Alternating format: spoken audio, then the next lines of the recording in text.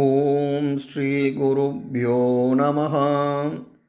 இன்றைய பதிவிலே நாம் பார்க்க இருக்கும் திருத்தலம் குழந்தை வரம் பெற வழிபட வேண்டிய ஒரு திருத்தலத்தைத்தான் இன்று நாம் பார்க்க இருக்கிறோம்.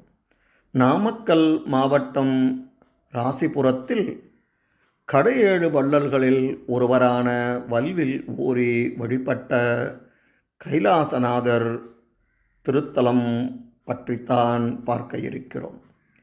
குழந்தை வரம் பெற இங்குள்ள அறம் வளர்த்த நாயகி சன்னதியில் பிரதோஷத்தன்று உச்சி காலத்தில் வழிபாடு நடக்கிறது.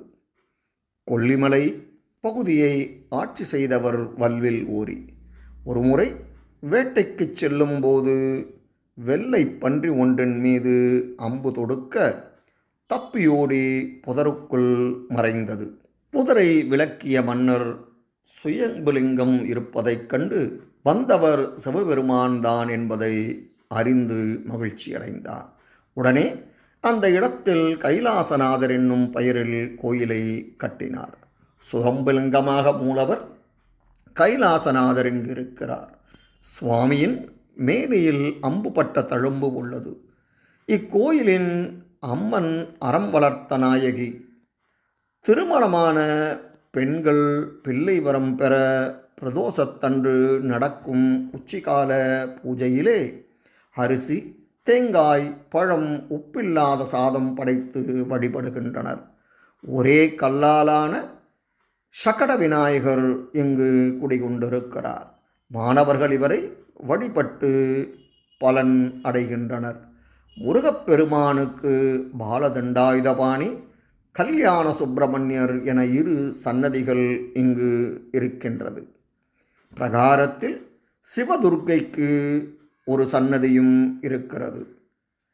ஆடி கடைசி வெள்ளியன்று அந்த துர்க்கை அம்மனுக்கு சங்காபிஷேகமும் நடக்கிறது. பிரகாரத்தை சுற்றி வரும்போது முதலில் காசி விஸ்வநாதர், விஷாலாட்சி சன்னதியும், முடிவில் ராமேஸ்வரம் ராமநாதர் பர்வதவர்தினி சன்னதியும் காணப்படுகின்றன.